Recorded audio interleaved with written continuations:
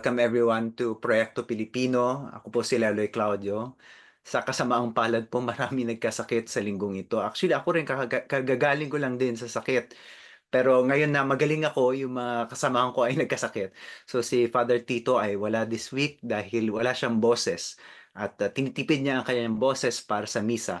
Pero okay lang naman kasi kahit konti lang, kahit isa lang ang host this week, blockbuster naman yung ating guest at blockbuster din yung ating topic.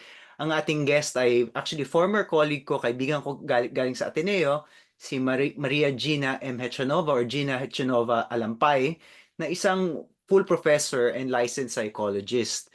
Siya rin ay dating chair ng Department of Psychology sa Ateneo de Manila. Medyo relax si Ma'am Gina ngayon kasi siya ay naka-sabbatical, pero despite her sabbatical, she's still very busy with a lot of projects, particularly a project with USAID. So she's one of the most in-demand psychologists sa ating bansa. At ang topic natin ngayon, topic na natin dati, pero ito talaga yung social media, of course. The last time we talked about social media dito, ang expert natin was more of a media studies expert, si Professor Jonathan Ong. Ngayon, we're going to approach social media naman from the perspective of a psychologist. So, of course, psychologist, mente ang pinag-uusapan.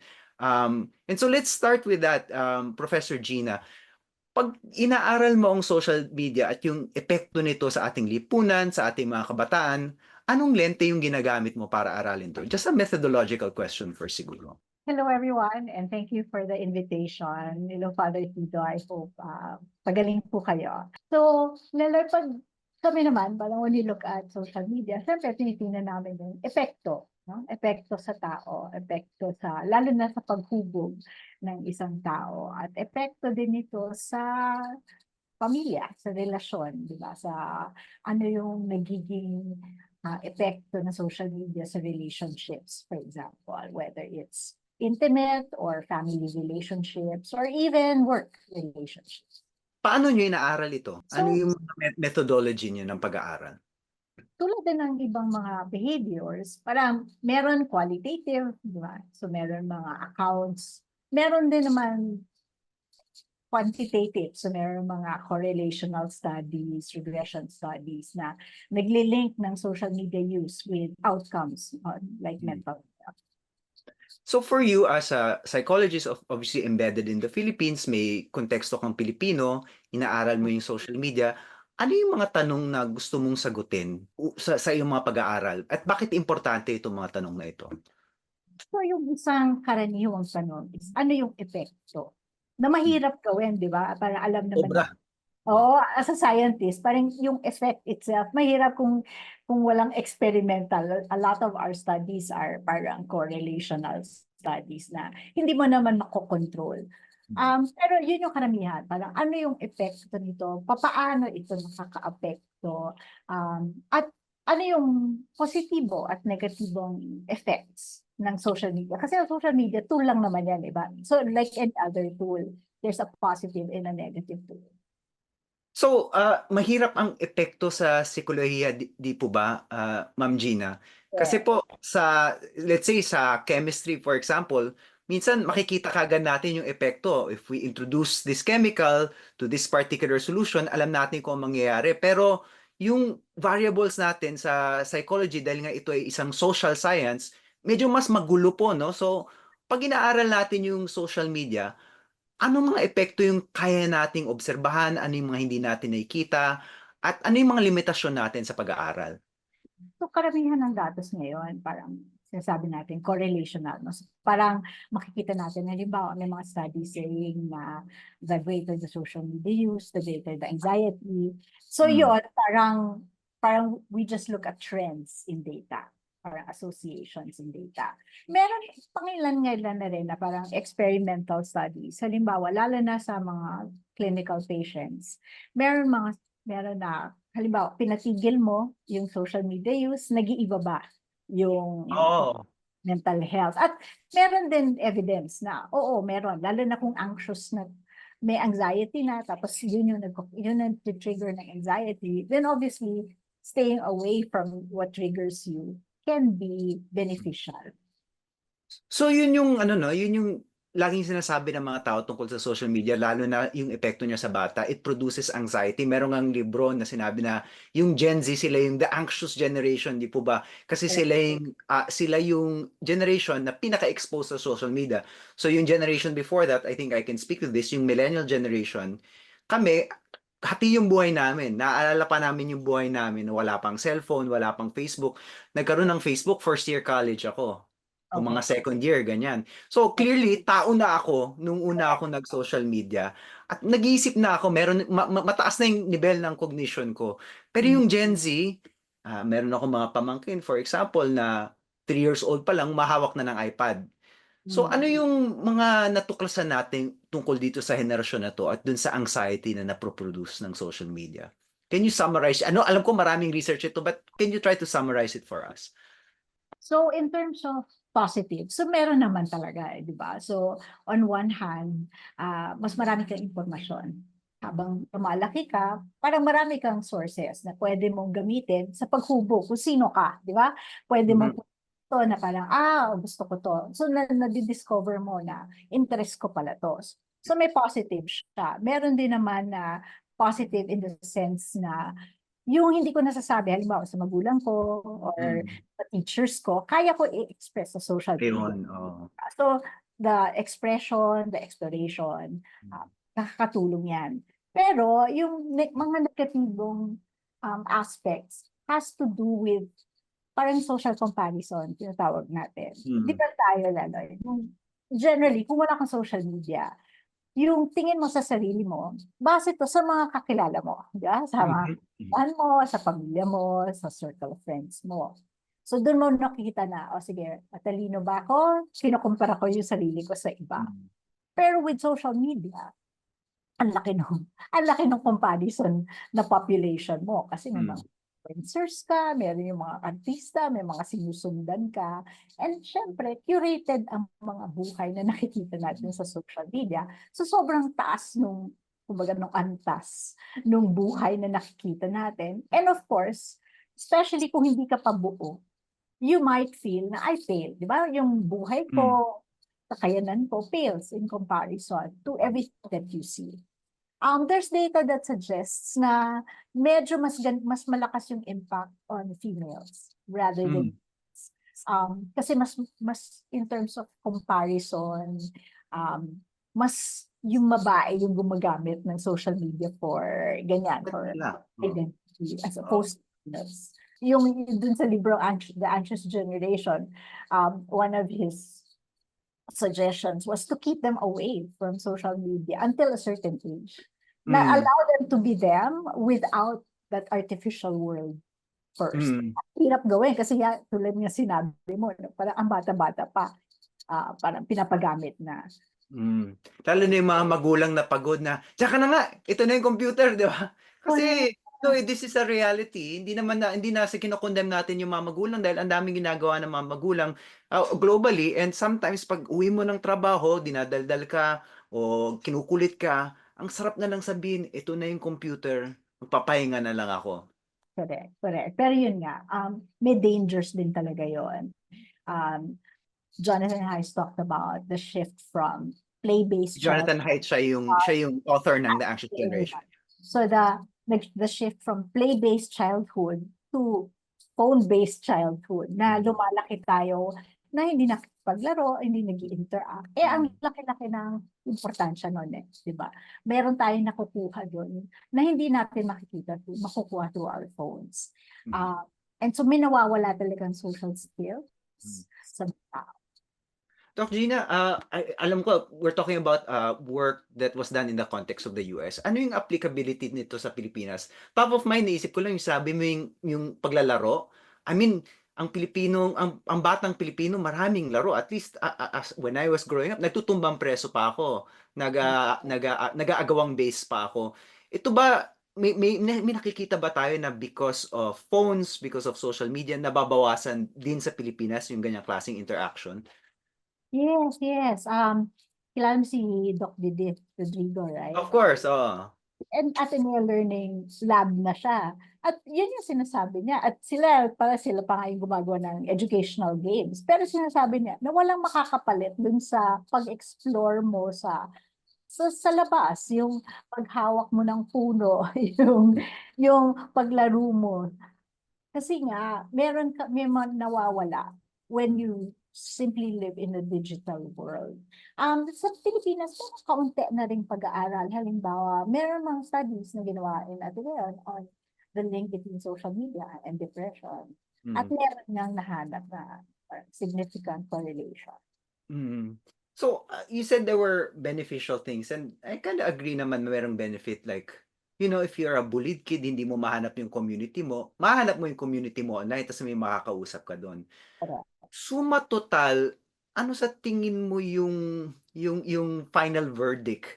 Mas marami bang positive or mas maraming negative? Medyo mahirap yung tanong. Oo.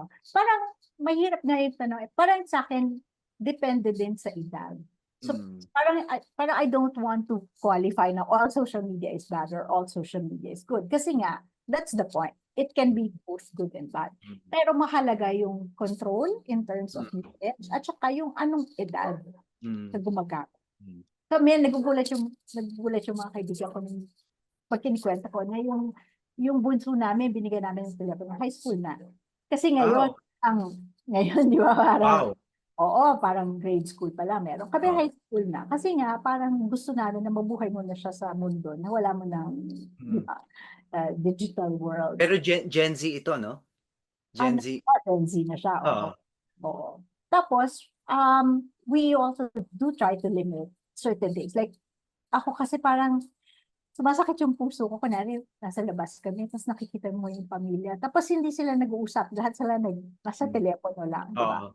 So sa akin, there are certain sacred times for me na pag kumakain tayo, tabi Mm. muna yung mga telepono na yan. So there are boundaries that I think, especially when your kids are young, na kailangan ilagay. Mm.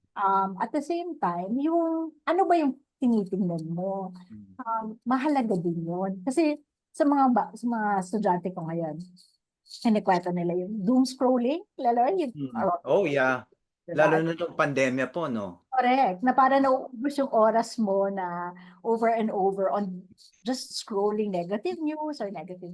And normally, yung gumagawa nun, actually, may konting anxiety na di ba? And lalong lumalala yung Oo. anxiety. So Oo. parang hindi ko sinasabing the media itself causes anxiety, but it exacerbates or lumalala yung anxiety. And so, hindi nakakatulong. So parang ang mahalaga sa akin, the regulation, yung pag-regulate ng paggamit na alam mo kung nakakatulong na sa'yo or nakakasama na sa'yo. So the impression I get is parang meron tayong adjustment period dito sa social media. Well, sa isang banda, matagal na ito. Lagpas isang dekada na meron tayong social media. But in the greater scheme of things, it's still in a way a kind of new media and we're still finding out new things about how to adjust to it. So on an optimistic note, do you think as a society, slowly as dumarami mga pag-aaral, as dumarami mga psychologists na inaaral kung anong epekto at paano i-manage to, do you think we'll get to a better place where we can reduce yung mga negative effects ng social media as nag-adjust tayo bilang mga pamilya, bilang mga eskwelahan, bilang mga lipunan? So sa akin, good thing na halimbawa ngayon sa curriculum, meron ng literacy na klase, di ba? Mm. Sa high school, halimbawa, yung tinatawag natin digital literacy. So, sa Okay. akin, good idea yun kasi ibig Okay. sabihin, meron ng recognition na hindi lahat ng laman ng social media, tama, Mm. na pwede fake news yan. So, Mm. ang mahalaga, yung critical thinking. Mm. Ang medyo worrisome, Leloy, kasi, well, you know about the education crisis, di ba? And Yeah. how we have a 5-year learning gap. So, Mhm. yung nakakatakot is, may learning gap ka na in literacy at medyo mababa yung critical thinking skills in general. Tapos, may social media ka. And that's why we have phenomenon, say, in the elections of Mm. people believing certain things. Mm. Mm. Ano yan, parang perfect storm yan. Yeah. Mababang literacy, mababang critical thinking, dami mo pang fake news. Mm.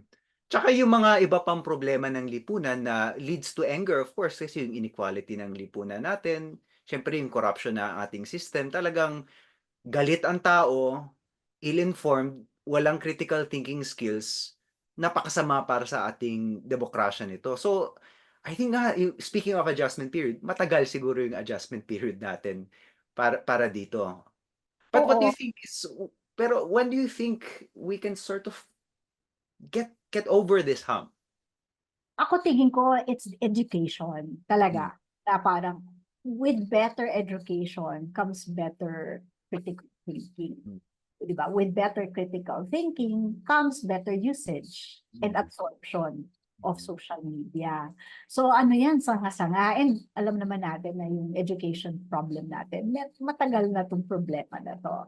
Medyo hopeful lang ako na yun nga, with the changes in our DepEd now, na sana, um, magkaayos ng konti o paayos ng konti yung educational system natin. At the same time, gusto ko na i-point out, Leloy, na especially in a country where very young yung democracy natin, Oh, yes, yes. nakikita ko naman din yung the positives of the social media in terms of giving people voice, di ba? Mm, mm, Na yung hindi mo masabi sa gobyerno kasi natatakot ka.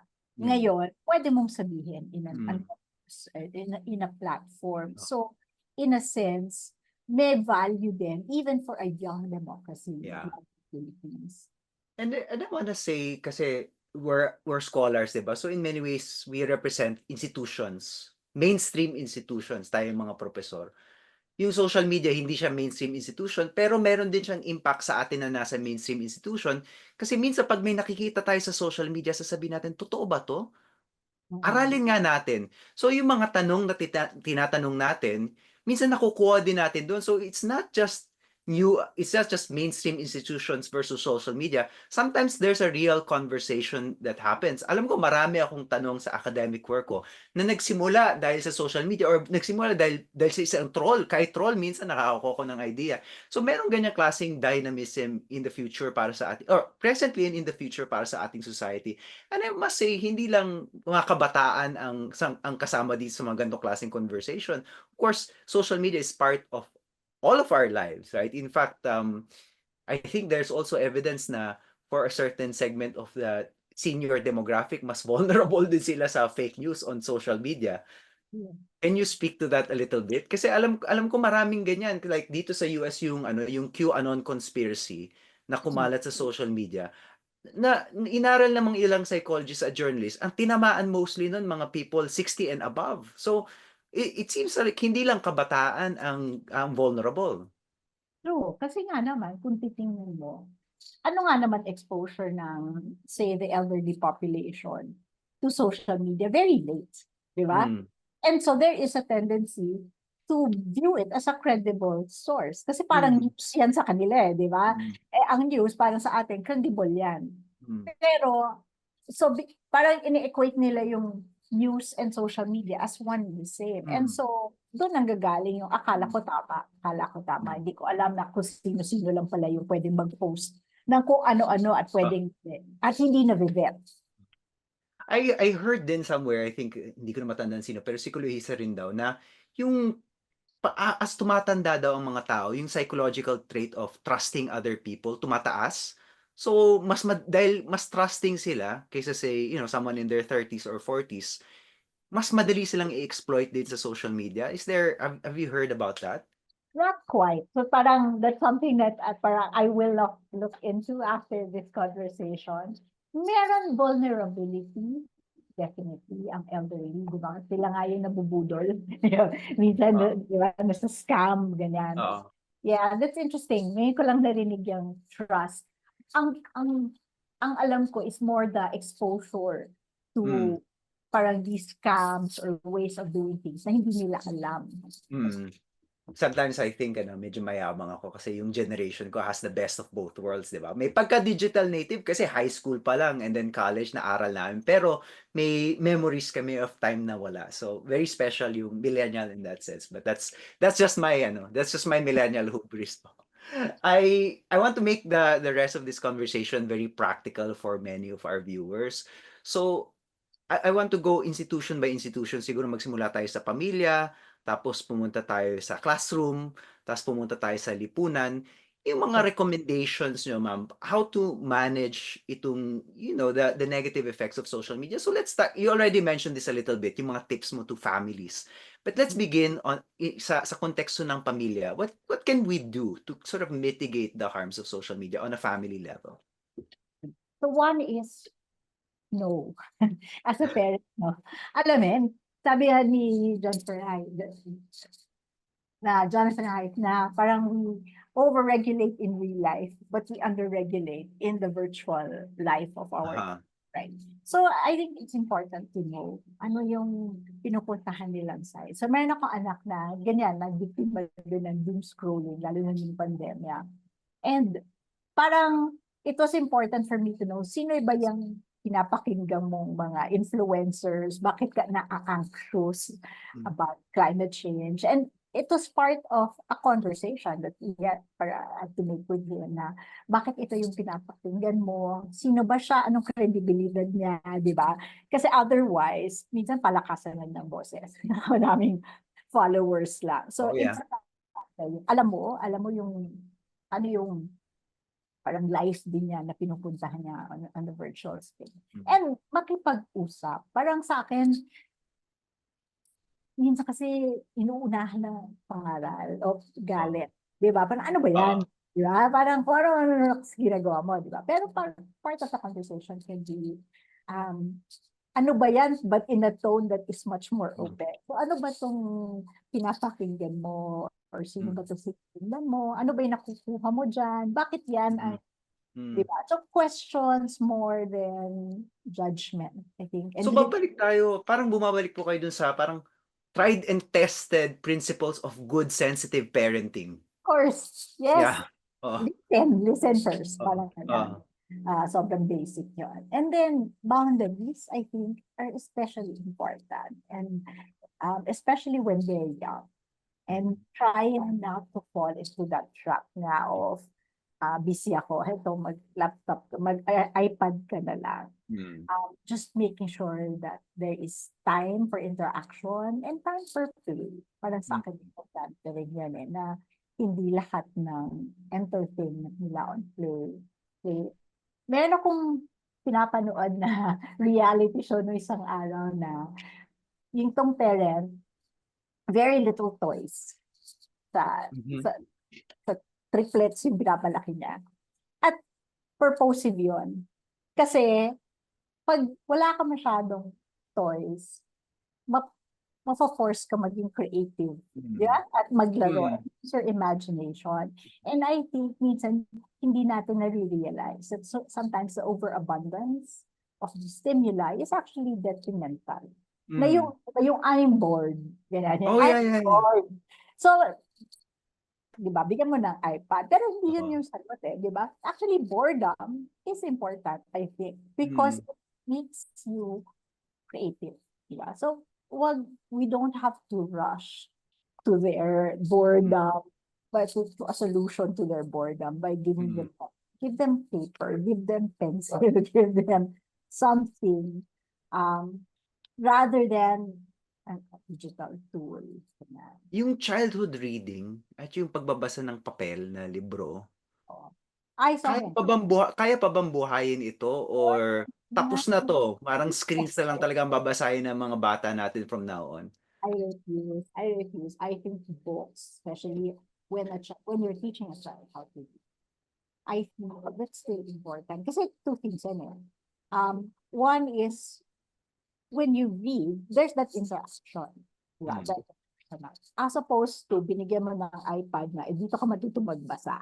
Diba? Mm. Sobrang iba yun. Iniwan mo na siya. Mm. So I think that's super important. So yes, I have, kahit ano ako, Gen X ako, pero I will never let go of the value of books. Kasi, Paper books, no? Paper books. kahit sa classroom ngayon Oo. sinasabi namin, di ba there's a tendency na even the notes are digital, and Oo.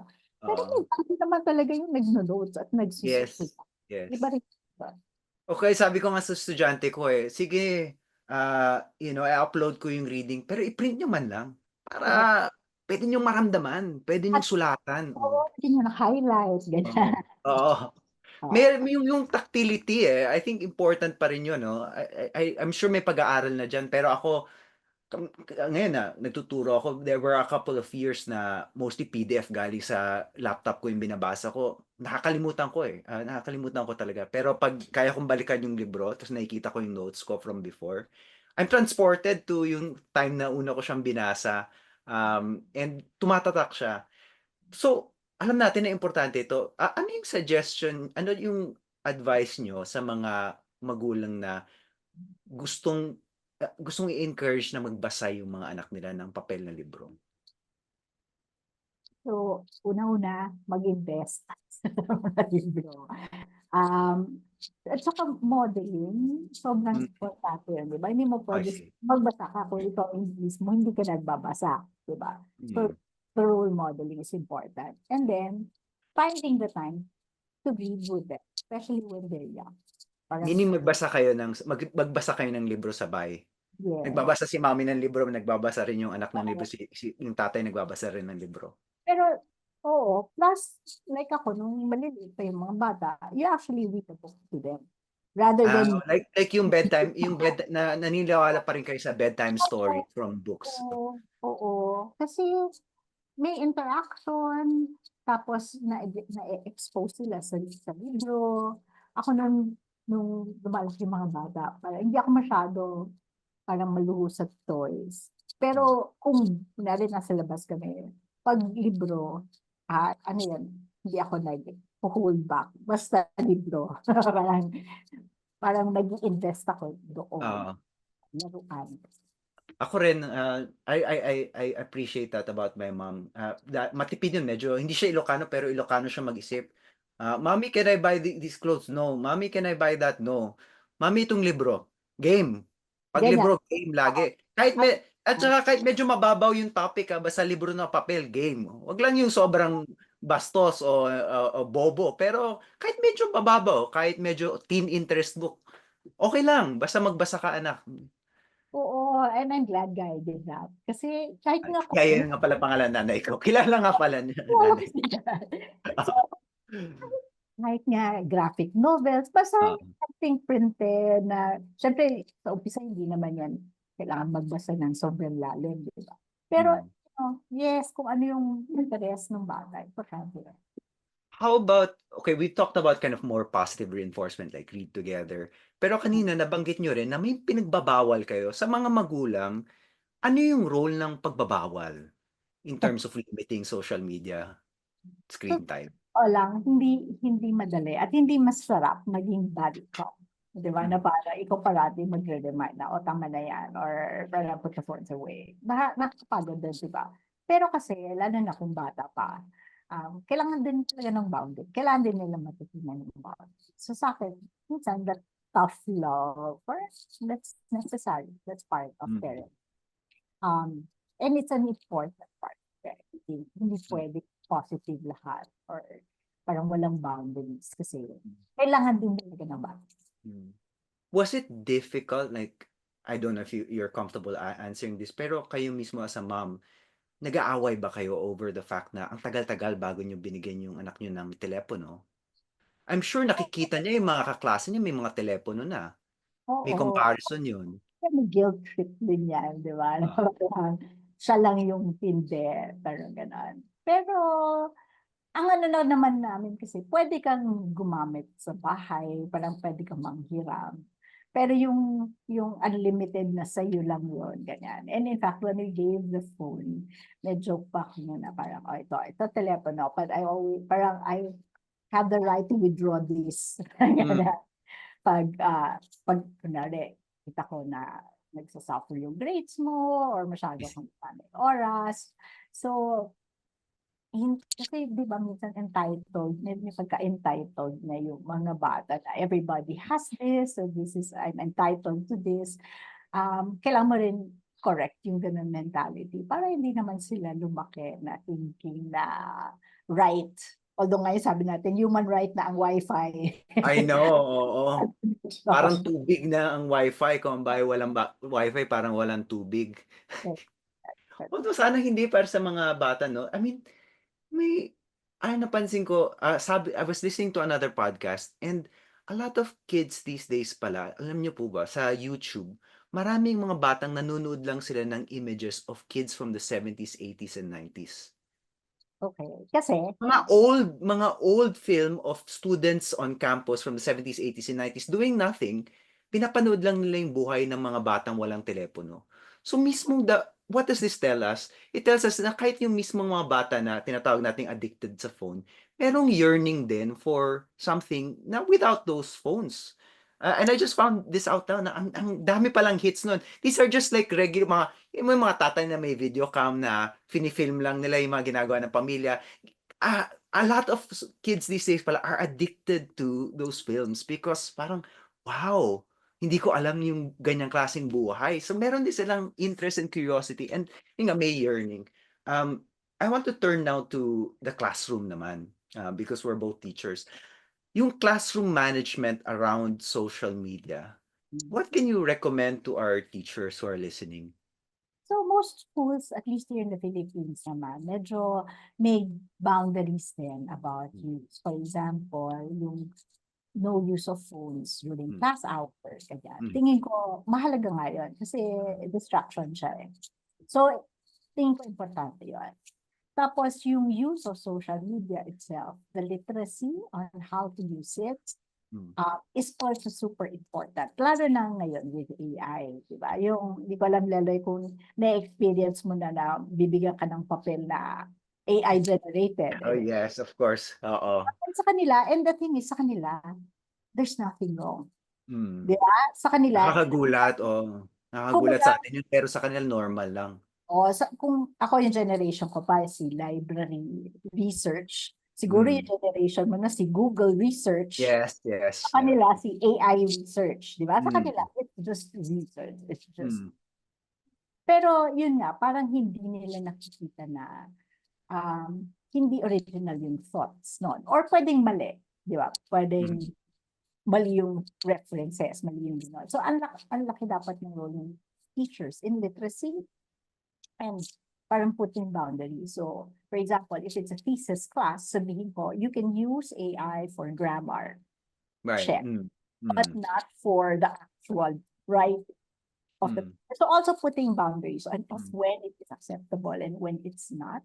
mm, I think important yun kasi otherwise, if you don't do that, parang lalong hindi mag-iisip, di ba? mm, Parang lalong walang critical thinking, walang creativity and mm. original.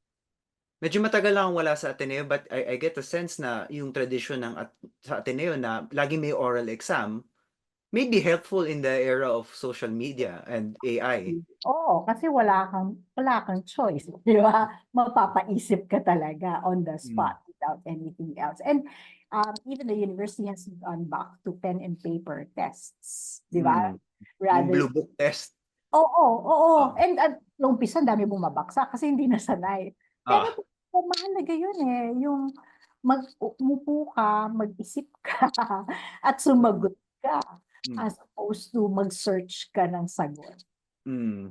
Or makipag-usap ka, makipagtalastasan ka. I love that word sa wika natin, yung pakikipagtalastasan, no? Yung or Oo. balitaktakan, yung balikan ng idea back and forth, yung ping pong of ideas. It's really fun. And of course, minsan nako-compound yung problema dahil yung nga anxious yung generation. So anxious din sila mag-oral exam, anxious din sila makipagbalik-taktakan. So sometimes we really need to kailangan may konting hindi naman I don't think we should use the word forcing, but a nudging towards older ways of doing things. Just Yeah. telling them that these are possibilities. We can do it another way. Correct. Agree. So even we're finding out, di ba, marami naman studies na yung sabi na actual taking notes is actually more beneficial for the attention as opposed to Mm, reading. So I think just informing them and mm, nudging them na do it this way. Going back to the old ways of mm, notebook and note taking, mm. I think that's still important as a teacher. How about yung mga nabanggit niyo rin kanina, how about for yung teachers who have female students Mm. who are most affected by yung comparison? Yeah. Sabi nga ni Jose Rizal, comparison is like a demon. He called it the demon of comparison. Parang demonyo ang comparison. So they are really haunted by this demon of comparison. What's a sensitive way for our teachers, lalo na sa maybe senior high, high school, to deal with yung comparison na nararamdaman ng mga estudyante, lalo na yung mga babaeng estudyante? So I keep pointing out the fact that, yun nga, parang the fact that in a social media world, lives are curated. And so what you see might not be real, the real person. It's important kasi nga there's a tendency to compare to something, but that something might not be authentic, right? Mm. So just pointing that out na yung comparison mo ba yan, gaano mo ba talaga kilala yan tao na kino-compare mo sa sarili mo, di ba? Very curated naman yung lives na nakikita natin. And also, parang part is really that conversation about how they feel about themselves, and is that a fair comparison to you? That you compare yourself to that, to that artista, is that an authentic comparison? I think it's important. And sometimes when I ask my students, so nakakatulong ba to sa'yo when you do that? Eh, syempre sasabihin nila, hindi. Na hindi, oo. Sabi ko, Yeah. so, um, tingin mo, makakatulong kung hindi mo muna gawin, di ba? So parang just detox sometimes on social media. And many of my psychologist friends will tell me that, especially when they have anxious clients, minsan social detox lang social media detox Mm. go a long way in making them feel a little better, di ba? Mm. And then finally, yung sa lipunan, I guess ano yung mga social recommendations that you can make base sa mga pag-aaral niyo mismo at yung mga pag-aaral na nabasa niyo ay naituro ninyo? So, similar to digital literacy for our students, tingin ko dapat meron din digital literacy even for non-students. Not tulad ng nasabi mo na elderly ang nabibiktima sa mga fake news, Mm. ganyan. So, I think that's important, that movement for truth, diba? Truth Mm. telling, and media literacy is important. Kasi otherwise, ganyan, madadala tayo, kada eleksyon na lang, ang basahan natin ay Mm. hindi totoong balita. So, ang hirap, ayoko sabihin na censorship kasi hindi ako, di Yeah. ba, we live in a democratic world. So, Mm. censorship for me is not Mm. restriction, but it's really critical thinking and literacy. Na. Mm. Meron ba kayong, and okay lang naman kung wala, pero meron ba kayong mga legislative suggestions na nakaangkla sa datos? Kunwari, may Senate hearing or may congressional hearing in aid of legislation. If we have legislators listening, ano yung mapapayo ng mga eksperto sa kanila ukol sa problema nito? So, meron naman moves ngayon about parang redefining, di ba? What Mm. we mean by, kunyari, how do you, meron bang sanctions for people deliberately spreading lies, di ba? So, I Mm. think those kinds of nuances Mm. are important, Mm. so that people are also held accountable Mm. for spreading Mm. or lies or rumors. Ngayon, yung cyberbullying is an issue, Mm. especially among our youth. And Yeah. definitely, there has to be some accountability for that. Kasi meron, di ba, may effect na parang inhibition effect online, di ba? Na parang dahil hindi mo kilala yan, hindi mo makikita yan face to face, people can be so much more, ano ba, nasty. Kasi hindi na tao, hindi na tao. Oo. Oo di ba? Parang meron invisibility Mm. factor dun diba? So Mm. parang kailangan natin, ano din yun, na may accountability ka eh. In other countries, they're much better at tracking that, diba? Like Yeah. natatrack nila, pwede kang kasuhan kung ikaw yung source nun. Eh dito, parang, di pa tayo ganun pagaling sa ganyan. So, a lot of people get away with a lot of nonsense and a lot of, bullying online. Bumabalik lang lahat ng Ateneo memories ko talking to another faculty na galing Ateneo. Naalala ko, common sa Ateneo before, the challenge for all Ateneans is to treat other people like they were created, and not just Ateneans but everyone, kawangis ng Diyos ang bawat tao, di ba? Created in the image and likeness. Ganun daw. Sabi ko, ang mahirap na yung gawin in everyday life. Sabi mo yung nakairita mong kaibigan, kawa ang isang Diyos. Naku, mas mahirap pang gawin yon kung nasa social media, hindi mo man makita yung tao. Parang teksto lang siya, profile lang siya sa Facebook. It's such a daunting task when you think about it that way. Ako nung bata ako, yung isang parating pangaral sa akin ng lola ko is, sabi niya sa akin, if you have nothing good to say, don't say anything. Ako, And now, dala-dala ko yon. Pero yun nga, pero I want to nuance it. It doesn't mean I don't speak out my opinions if I think I need to. Pero I ask myself, nakakatulong ba to? Makakatulong ba to? Diba? So I think when the opinion is needed and when for example, the idea needs to be put out there, then I will do that. But I will not insult people just for the sake of insulting yeah. them Mm, because it's not helpful. mm, So that kind of, yung ganung pagpapalaki, tingin ko mahalaga yun eh. Kasi mm, otherwise, mm. we can just become mean as a society and not think about what we're saying. Inis na inis nga ako, naalala niyo po nung maybe a couple of elections back, naging dirty word to ask for decency. Like, elitista ka kung sabi mo dapat disente ka. Hindi Correct. naman elitista yun kasi marami sa mga ang pinakadesenteng Pilipino ay yung mga mahihirap na Pilipino, may disente na mahirap, may disente na mayaman. And so to insist on the civic value of decency and to be called elitist for doing that, sa tingin ko refleksyon yun ng kung gaano kababa na yung antas ng diskurso natin paminsan-minsan eh. I agree na there is not, sa akin, hindi dapat connected to socio-economic class. Yung Decent. pagiging disente o yung pagiging mabait o Hindi naman maging decente kahit na anong antas mo, di ba? Yun o lang. Papalaki lang, tingin ko, mahalaga yun.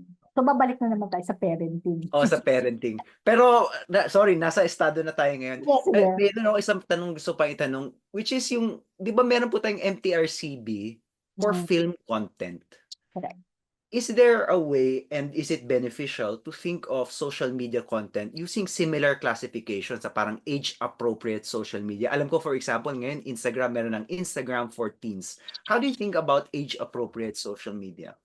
So on one hand, di ba ang Facebook, meron din namang din ng mechanisms Mm. that they can actually deactivate your account if Mm. you don't parang fall within their, what they call their standards, di ba? Mm. So there are some kind of check and balances, even YouTube, you know, their classification, is this for children or not?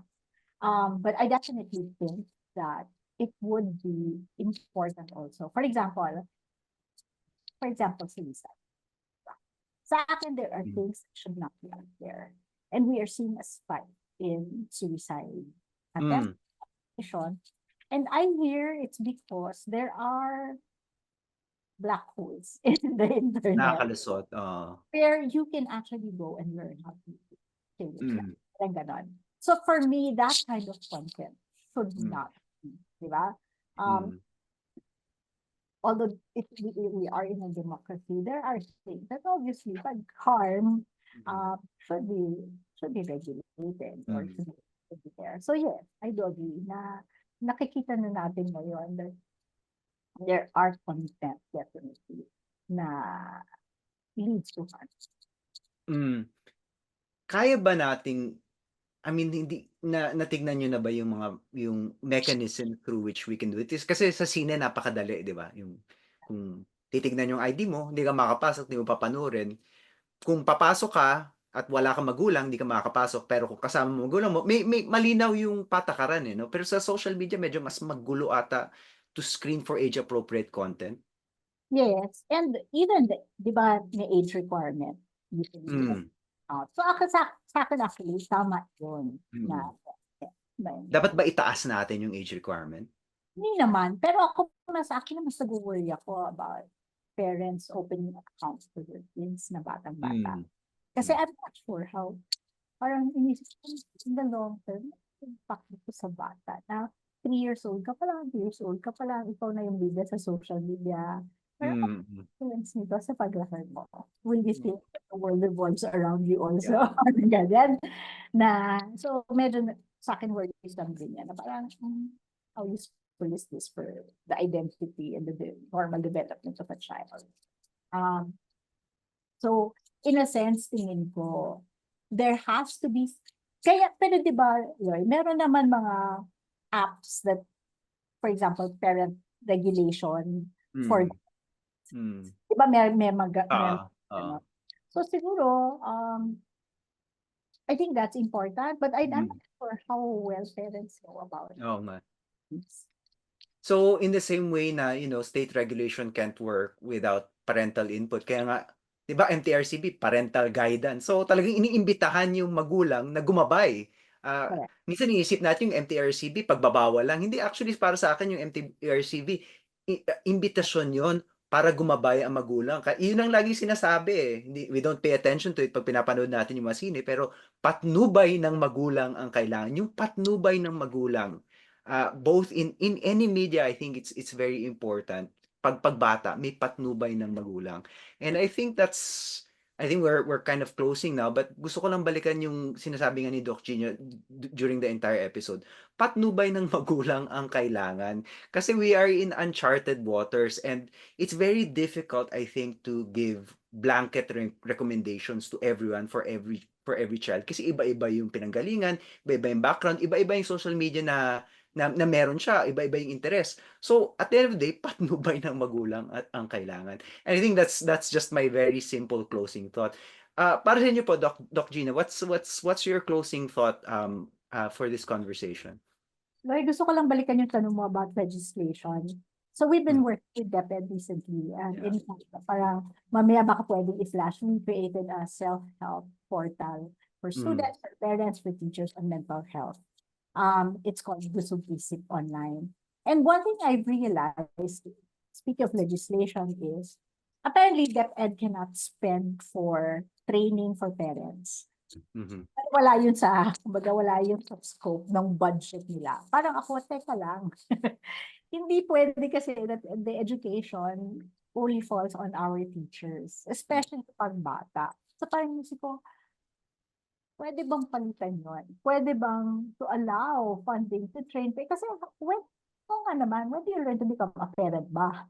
Wala naman eh. Di ba? Widow lang yan, widow. Pero lalo na ngayon, na ang daming complications ng buhay and how complex life is. I think just yung sinasabi natin, digital literacy, that should start with parents actually. Mm. More than teaching it in Oh yeah.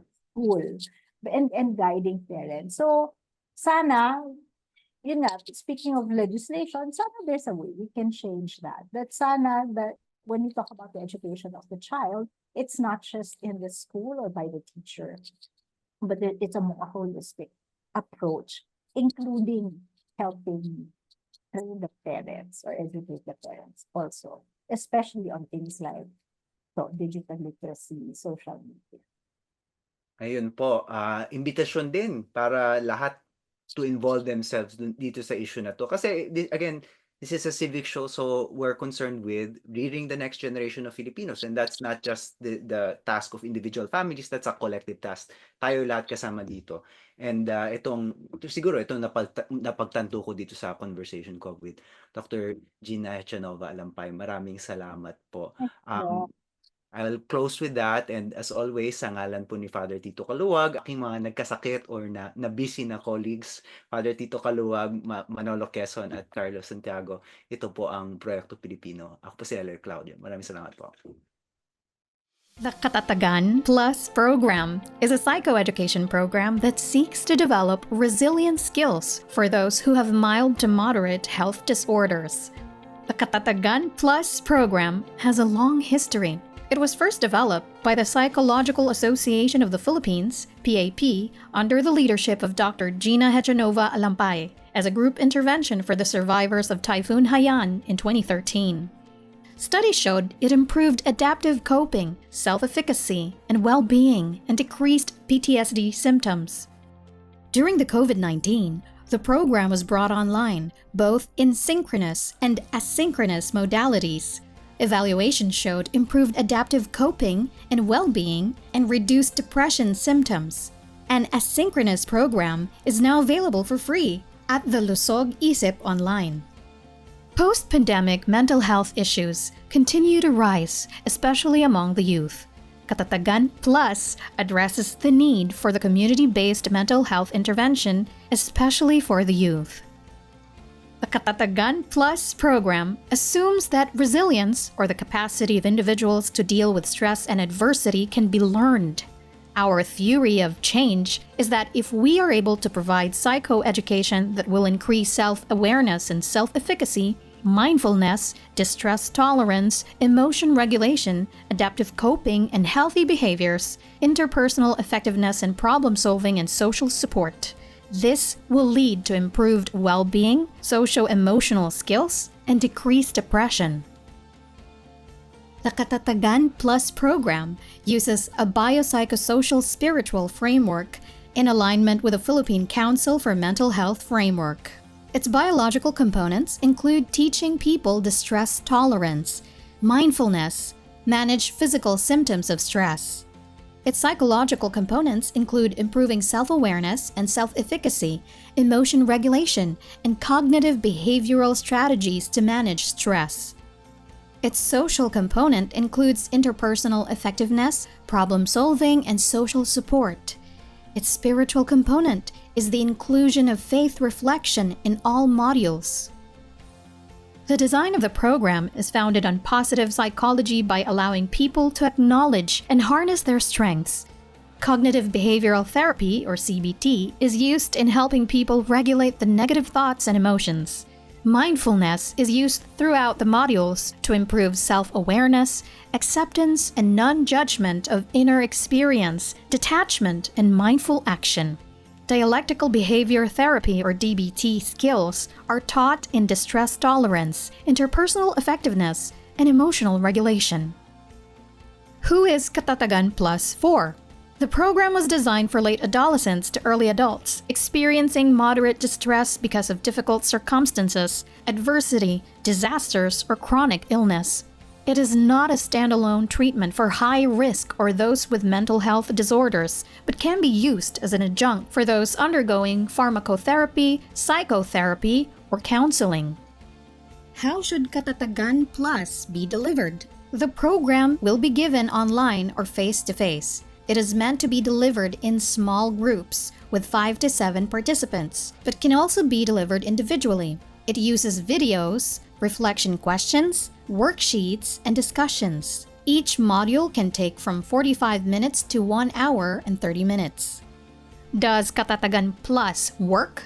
A randomized controlled trial among college students showed significant improvements in adaptive coping and well-being and decrease in depression symptoms in treatment, but not control group.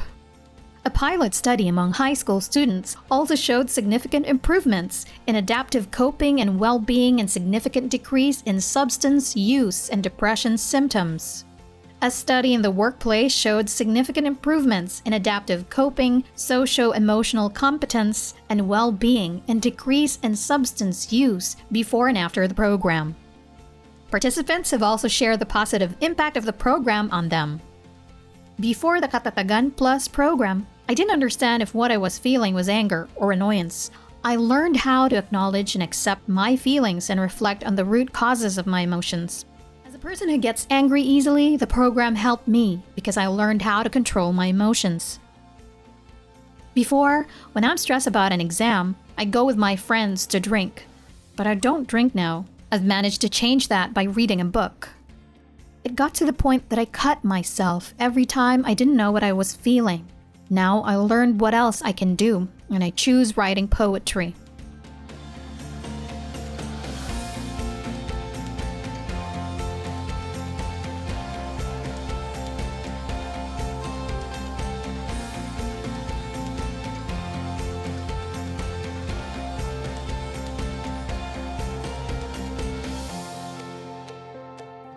Katatagan Plus, an evidence-informed and scalable intervention that can be run in schools, workplaces, communities, or churches to support distressed Filipinos.